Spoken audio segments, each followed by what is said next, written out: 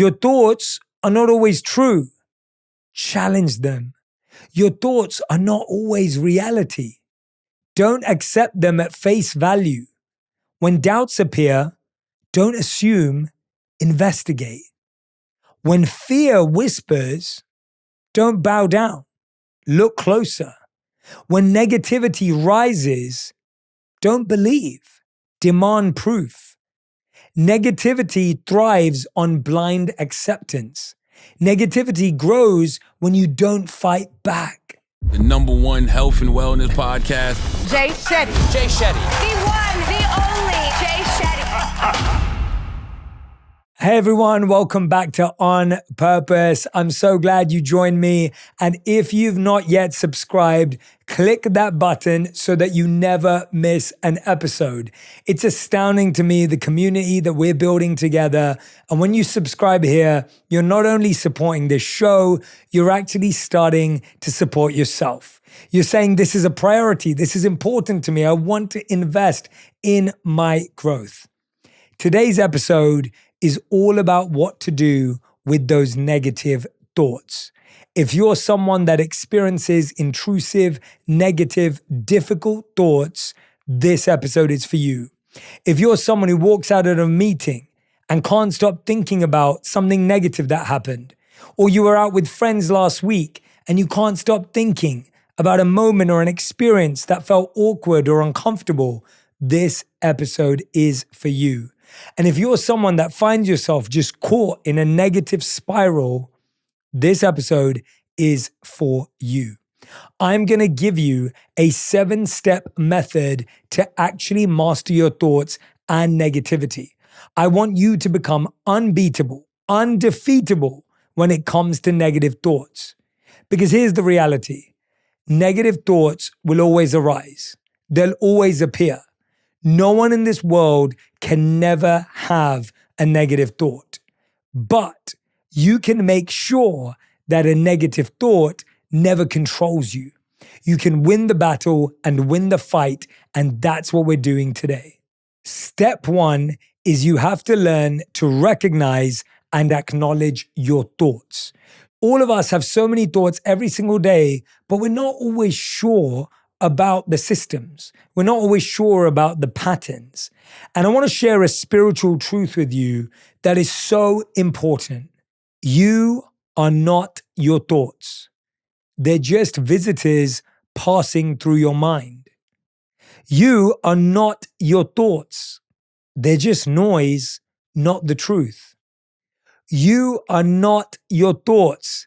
They're temporary, not permanent. Notice them, but don't let them define you. Name them, but don't give them your power. Watch them, but don't give them your identity. The moment you recognize them, they lose their grip. The moment you name them, they start to dissolve.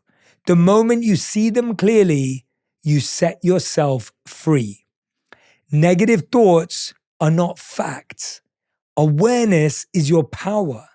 Negative thoughts are not your reality. Awareness is your protection. Negative thoughts are not who you are. Awareness is your path to emotional freedom. It starts with being aware of our thoughts, aware of which ones appear often, which ones don't appear enough, aware of what we say when we first look in the mirror, aware of what we say when things are not going well. How many of you are the quickest to judge yourself and critique yourself, but the first to congratulate someone else? Are you that person who, when you make a mistake, you'll be really harsh and beat yourself up? But when someone else does, you're there to be empathetic and kind and compassionate? We're so quick to judge ourselves and so quick to celebrate others. It's so important we become aware of these patterns that we all experience so that we can begin this breakthrough. So I wanted to keep repeating that. And I want you to say it out loud. I am not my thoughts. You are not your thoughts. They're just temporary clouds floating across the sky of your mind. And neuroscience proves it. Simply labeling emotions, naming them, activates the prefrontal cortex and calms the amygdala, reducing emotional overwhelm. Think of negative thoughts like pop-up ads, annoying, distracting, but not permanent or meaningful. You can just hover over them and press the cross and they're gone. The problem isn't that they appear. It's that we believe them. Now imagine you're on your desktop or your laptop and all these screens of pop-ups just start turning up. You only get lost in them when you start filling out the form, when you get tricked into clicking on one. We don't want to double click on a negative thought. We want to allow it to pass through like a pop-up or a cloud. There's a beautiful Zen story which talks about two monks watching the sky. Dark clouds rolled in and one monk cried, "It's a bad omen." The other simply said, "Clouds come and go." The clouds didn't change, only their reaction did. Your thoughts are clouds. Notice them, name them, but don't become them. Here's an experiment I want you to try, a habit, a practical tip that I want you to give a go. Today, when you notice a negative thought, pause and internally say, "I'm having a negative thought about." Just naming it can weaken its hold. Stop saying you're a negative person. Stop saying that you have negative energy. Switch that to "I am having a negative thought about." Naming it can weaken its hold. Naming it can loosen its grip. And naming it gives you back the power because you're now aware. Here's a habit. I want you to set 3 thought alert reminders, morning, midday, evening. And when it goes off, pause for 30 seconds to scan your mind and jot down any negative thought patterns that you see. When you start to understand the patterns, you have the power. Remember that. When you understand the patterns, you have the power. Because now when that pattern emerges, you can do step 2. Step 2 is challenge your negative thoughts. Now that you know that there's a pattern, let's say you always feel negative when you first wake up in the morning. Let's say you always feel negative just before going to bed. Maybe you feel negative just before you walk through the door of the office. Right? We have certain times in our day when negativity is really loud. Now that we're aware of them, we have to learn to challenge them. Not in the moment, because that time we need to focus on work, focus on sleep, focus on waking up. We need to challenge them when we become aware of the pattern in our spare time. Right now, that's what you're doing. I want you to remember this. Your thoughts are not always accurate. Question them. Your thoughts are not always true. Challenge them. Your thoughts are not always reality. Don't accept them at face value. When doubts appear, don't assume, investigate. When fear whispers, don't bow down. Look closer. When negativity rises, don't believe. Demand proof. Negativity thrives on blind acceptance. Negativity grows when you don't fight back. Negativity wins when you don't question it. Dig deeper. Beneath fear, you'll find clarity. Beneath doubt, you'll find truth. Beneath noise, you'll find your power. One thought challenged is one chain broken. One thought challenged is one burden lifted. One thought challenged is one step toward freedom. Not every thought you have is true. In fact, negativity loves to wear the mask of reality. Cognitive behavioral therapy, or CBT, has long shown that challenging irrational thoughts reduces anxiety and builds emotional strengths. Ask yourself, is this thought a fact or just a fear? It's really important to know, is this thought a fact or is it just a fear?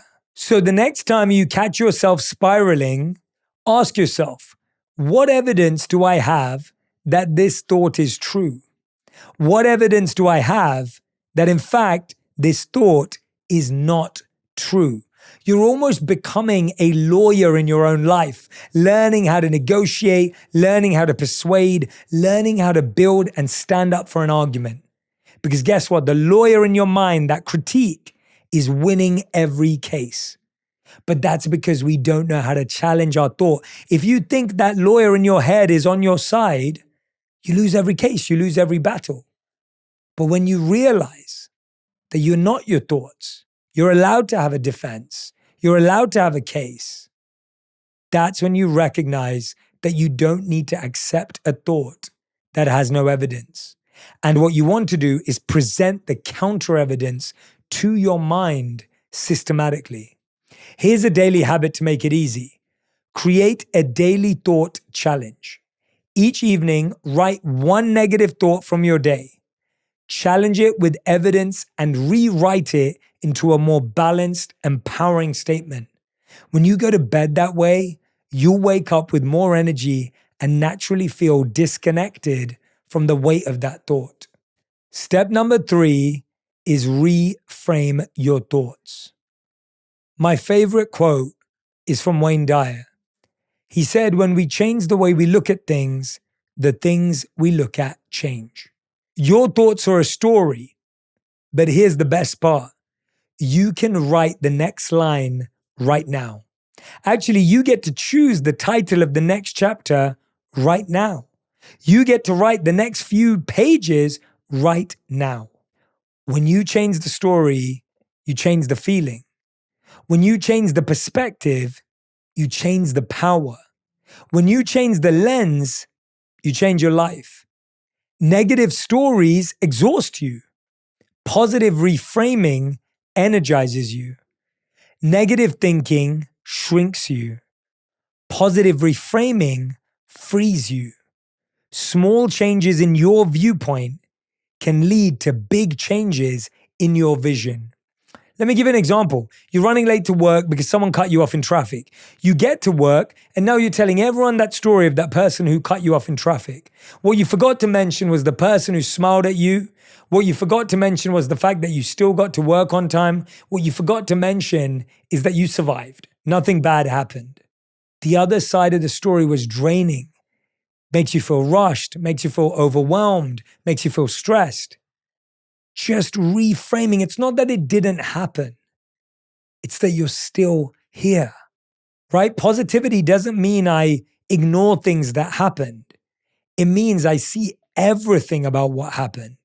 The fact that I'm alive, the fact that I'm here, the fact that I'm on time, the fact that I'm smiling at someone, someone's smiling at me, that simple connection. How you frame an experience changes everything about how you feel it. Let me say that again. How you frame an experience changes everything about how you feel it. If you frame an experience as negative, you feel bad. If you frame an experience as useful, insightful, powerful, fulfilling, it transforms you. Research shows that reframing negative experiences improve resilience and overall well-being. It's not denial. It's conscious perspective shifting. Two people can face the same storm. One sees destruction, the other sees renewal. I really love this idea that two people can experience the same thing, but react to it differently. It is up to you to choose to reframe a narrative, reframe an experience. And it's all about practice. The first time you try and do this, it's going to be really hard. By day 5, it's going to be easier. By month 5, you're going to be flying and flowing. You will be unbeatable. A negative experience or a negative thought won't be able to control you because you've practiced reframing an experience. That person who you feel doesn't care about you, they just lost a great friend. That person you feel doesn't value you, they just disconnected from a gift in their life. We have to reframe and understand differently the experiences we go through. Here's an experiment. Today, when a small inconvenience happens, pause and reframe. How could this actually be working for me? And here's a daily habit. Start a reframing jar. Each night, write down one negative event and intentionally reframe it in a neutral or positive light before placing it in the jar. Watch your mindset shift over weeks. You'll literally feel yourself rewiring your brain to notice different things. Our day feels bad because we notice the bad more than the good. Our day feels hard because we notice the difficult more than our determination. Our day feels long because we notice the hardship more than we do the beautiful relationships. Shift your perspective. Step 4 is practicing mindfulness and meditation. Take a moment to pause and breathe deeply right now. Mindfulness means simply noticing your present experience. Let thoughts pass without holding on to them. Pay attention to your breath. It's your anchor. Meditation doesn't require perfection, just consistency. Practice letting go of anything you're holding on to. Quieting your mind, even briefly, can reset your entire day. It's the oldest wisdom in the book, but taking a few breaths can reset you. When you're nervous, when you're anxious, when you're stressed, when you have negative thoughts, your breath is faster, shallower. As soon as you breathe, you make it deeper, slower, and you regain your power. When you're moving fast, think about it. If you're driving a car really fast and something comes out in front of you, it's really hard to maneuver around it, right? So when a negative thought comes at you, if you're already moving really fast, chances are you're going to collide. And that's what we experience every day, collisions with our negative thoughts. But imagine if you were driving a little bit slower. You could slow down just ahead of that disruption and swerve comfortably, coolly, calmly. That's what regular mindfulness practice allows you to do. Mindfulness is about being where you are, not racing ahead, not clinging to the past. Research from Kabat-Zinn shows that even short, consistent mindfulness practices can reduce anxiety and depression significantly. Mindfulness is like clearing a cluttered desk. You create space for clarity. So here's the experiment I want you to do. Set a 5-minute timer today. Focus only on your breathing. When thoughts wander, gently return attention to your breath without judgment. And for every 1 hour, stop and breathe deeply for 1 minute. And watch how you start getting the pace to actually maneuver and shift. Number 5 is something we don't do enough of. Engaging in joyful activities. You can't always avoid difficult emotions, but you can decide how long they stay. You can't choose every result, but you can choose what you learn from it. You can't always avoid setbacks, but you can decide how they shape you. You can't choose others' perceptions, but you can choose your own self-worth. You can't erase past experiences, but you can choose how they influence your future. You can't control the world's chaos, but you can choose to create your own peace. Studies show that regular engagement in enjoyable activities lowers depression significantly. Doing what you love isn't indulgence. It's essential maintenance for your mental health. So here's what I want you to do today. Spend at least 15 minutes doing something you genuinely love. Having your coffee, reading, gardening, dancing, painting, whatever it is. And notice your mood before and after. Schedule a daily joy episode. Block out 20 minutes each morning or evening just for an activity that nourishes you. Right? Think of it like a joy meeting or a joy episode. Being able to do that allows you to tap into joy and reduce stress. This is such an important part because ultimately negativity and positivity are both contagious. Have you ever met someone and you just feel positive? Have you ever done an activity and you just feel positive? Well, you can be that person. That person wasn't born that way. They're practicing. They're developing that skill, and you can as well. Step number 6 is looking after your temple, your body. Your body isn't separate from your mind. It's the vehicle that carries your spirit. Regular exercise reduces depressive symptoms by up to 30%. Hydration boosts brain function. Sleep resets your emotional baseline. It's simple, but it's foundational. A Zen student once asked his master, "How do I attain enlightenment?" The master replied, "When hungry, eat. When tired, sleep. When sad, move." Caring for the body wasn't secondary. It was sacred. I also love this idea because when we're out of food, we eat. When you're out of growth, you choose to grow. So today's experiment is go for a 20-minute walk today, for a gentle stretch, and pay attention to how your mind feels afterwards. If you want to boost your day, it's as simple as this: 7 hours of sleep, 8 glasses of water, and 15 minutes of movement. Go on that walk, get outdoors, and watch how your mood and mind change. And finally, number 7 is limiting our exposure to negativity. I was recently on a podcast and I was talking to Tinks, and we were talking about this idea of how the challenge today is our news finds us, we don't find our news. Before, people would open up the newspaper to see what the news was. Today, you're on social media trying to figure out what your friends are doing, and you're reading about something happening halfway across the world. You're about to send a message to a family member, and someone sends something in the group chat, which is about a news update. We no longer find our news. Before, you were primed, you were prepared. I'm going to look at the news to see what's happening in the world. Today, you're trying to connect, you're trying to show empathy, you're trying to love, you're trying to have fun, and you're finding the news at that time.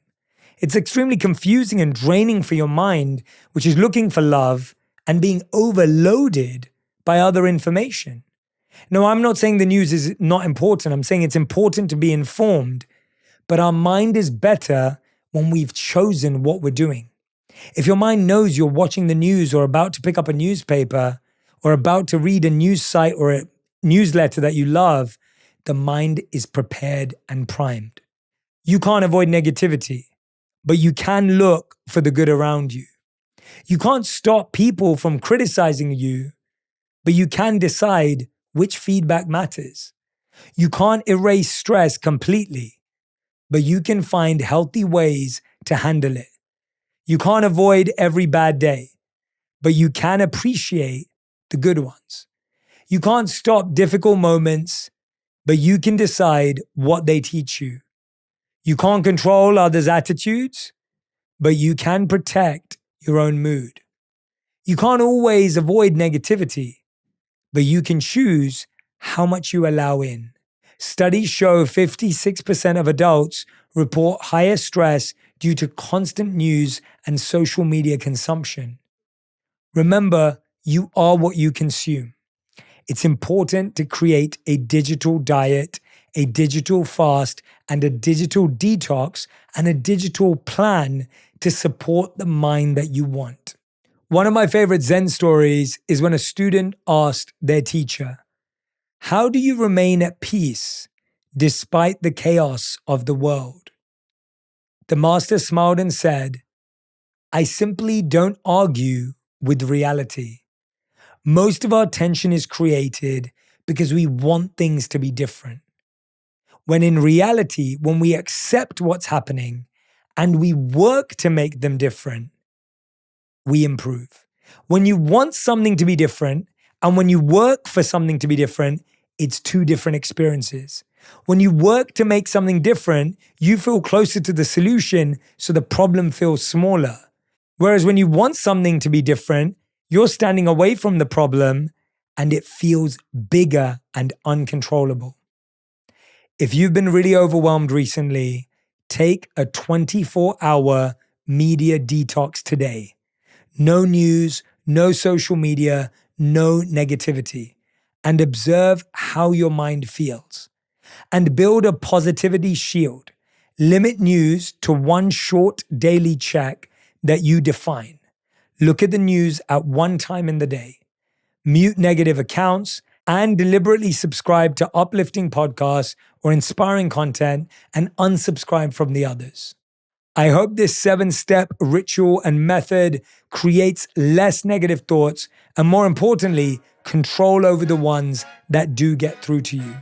Thank you so much for listening. Make sure you've subscribed. Send this episode to someone who'll appreciate it, and I'll see you on the next one. If you love this episode, you'll enjoy my interview with Dr. Daniel Amen on how to change your life by changing your brain. If we want a healthy mind, it actually starts with a healthy brain. You know, I've had the blessing or the curse to scan over 1,000 convicted felons and over 100 murderers, and their brains are very damaged.